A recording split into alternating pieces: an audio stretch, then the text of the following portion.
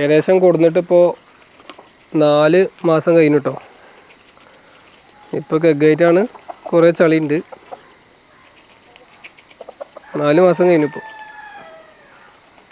ആണും പെണ്ണ് തിരിച്ചറിയാനായിട്ടില്ല.